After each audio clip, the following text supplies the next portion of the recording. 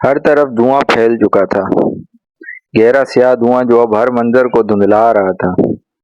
اور ایسے میں وہ اپنے 14 سالہ بیٹے اور اپنی بیوی کو سنبھالتا وہ کوئی راستہ تلاش کرنے کی کوشش کر رہا تھا، کوئی ایسا راستہ جو اسے اس جہنم سے نکال سکے، لیکن راستہ تھا کہ مل ہی نہیں رہا تھا۔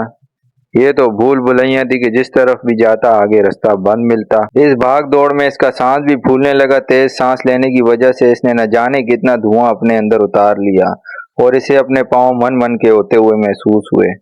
اسے لگ رہا تھا کہ وہ کسی بھی وقت گر جائے گا۔ اور اس سے زیادہ بری حالت اس کی بیوی کی تھی، جو ان دنوں اپنے اندر ایک اور وجود کو پال رہی تھی، ایک ایسا وجود جو اگلے چند روز میں ہی دنیا میں آنے والا تھا، اور اسے ویلکم کہنے کے لیے کچھ سامان لینا تھا، جس کے لیے وہ آج بیوی اور اپنے بڑے بیٹے کے ساتھ گل پلازا آیا تھا۔ اس کا کم سن بیٹا اس ساری صورتحال میں بھی زیادہ گھبرایا ہوا نہیں لگ رہا تھا۔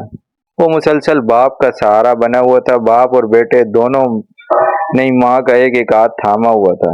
کچھ دیر پہلے تک انہیں اپنے آس پاس کچھ اور لوگ بھی محسوس ہو رہے تھے۔ وہ انہیں صاف دیکھ تو نہیں پا رہے تھے، لیکن ان کی آوازیں ضرور سن سکتے تھے۔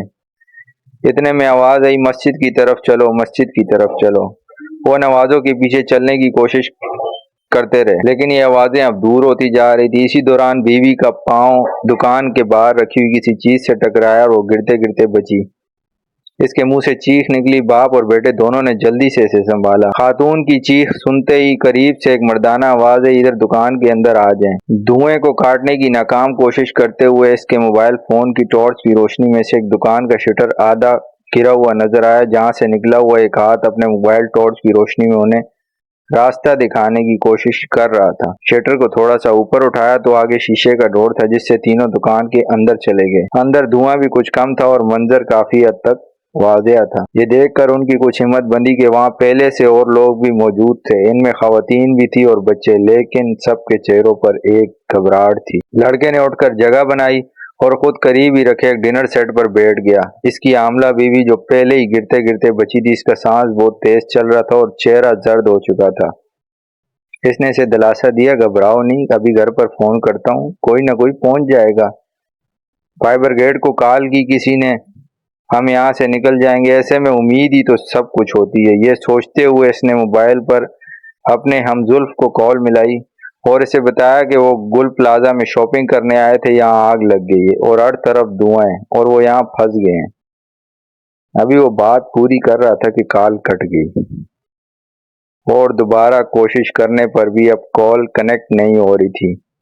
اس نے گردن گھما کر دکان کا جائزہ لیا تو اسے پتہ چلا کہ وہ کراکری کی ایک دکان تھی، جہاں ہر طرف برتن سجے ہوئے ہیں۔ دکان میں کئی خواتین بھی موجود تھی، جن کے چہروں پر پریشانی نمایاں تھی۔ ایک خاتون کے لب مسلسل ہل رہے تھے اور وہ دعائیں پڑھ رہی تھی۔ ان کے ساتھ ہی ایک جوان لڑکی تھی، جس کا انہوں نے ہاتھ تھاما ہوا تھا، اور یہ دیکھ کر کے وہ چونک پڑا کہ ان ہاتھوں میں تازہ تازہ مہندی بھی لگی ہوئی تھی۔ ایسا لگ رہا تھا کہ کوئی دلہن اپنے مائیوں سے اٹھ کر شادی کی آخری تیاریوں کے لیے نکل آئی ہے۔ دکان میں فرش پر بیٹھے ہوئے ایک اور صاحب کے ساتھ بھی ایک چھوٹا سا بچہ موجود تھا، جو ان کی گود میں ہی بیٹھا ہوا تھا۔ بچے کے ہاتھوں میں ایک کھلونا کار کا ڈبہ تھا، جسے اس نے سینے سے لگایا ہوا تھا۔ صاف لگ رہا تھا کہ یہ کھلونا کچھ دیر پہلے ہی خریدا گیا ہے۔ ابھی وہ یہ سب دیکھ ہی رہا تھا کہ اچانک اس کے فون پر کال آنے لگی۔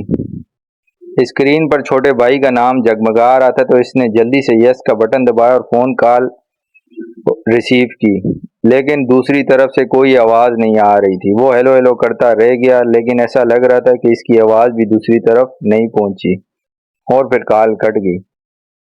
اسے اپنے ہاتھوں پر اچانک ایک سخت گرفت کا احساس ہوا اور فوراً اس جانب متوجہ ہوا تو دیکھا کہ بیوی نے سختی سے اس کا بازو پکڑا ہوا تھا۔ اس کے ہونٹ لرز رہے تھے، اس کے لب ہلے، لیکن آواز نہیں نکلی۔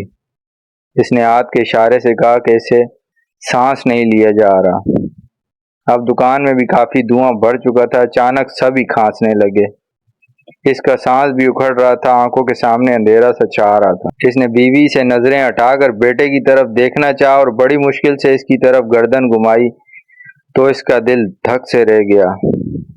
بیٹے کی گردن ایک طرف ڈھلکی ہوئی تھی۔